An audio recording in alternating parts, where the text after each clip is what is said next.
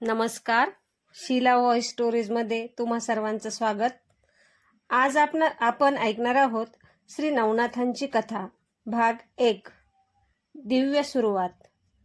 खूप वर्षापूर्वी पृथ्वीवर अधर्म वाढू लागला होता.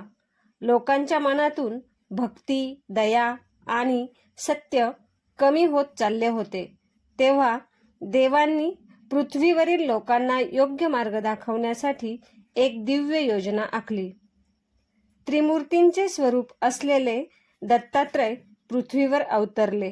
त्यांच्या तेजाने संपूर्ण वन उजळून निघाले. अनेक ऋषीमुनी त्यांचे दर्शन घेण्यासाठी येऊ लागले.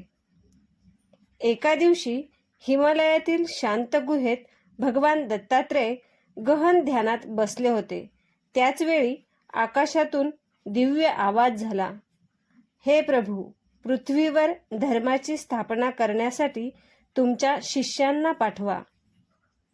भगवान दत्तात्रेयांनी डोळे उघडले आणि स्मित केले.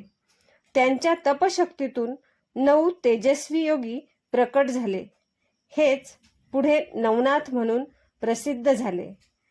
त्या 9 नाथांची नावे होती मच्छिंद्रनाथ, गोरक्षनाथ, जालंधरनाथ, कानिफनाथ, गहिनीनाथ, रेवणनाथ, चारपटीनाथ, नागनाथ, भर्तृहरीनाथ.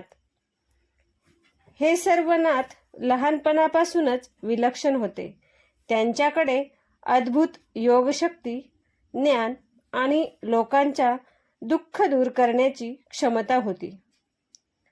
भगवान दत्तात्रेयांनी त्यांना आशीर्वाद देत सांगितले, तुम्ही पृथ्वीवर जाऊन लोकांना सत्य, भक्ती आणि योगाचा मार्ग दाखवा. नवनाथांनी गुरूंच्या चरणी नतमस्तक होऊन पृथ्वीवरील आपल्या दिव्य प्रवासाची सुरुवात केली. क्रमशः भाग 2 मध्ये मच्छिंद्रनाथांच्या जन्माची अद्भुत कथा सांगितलेली आहे.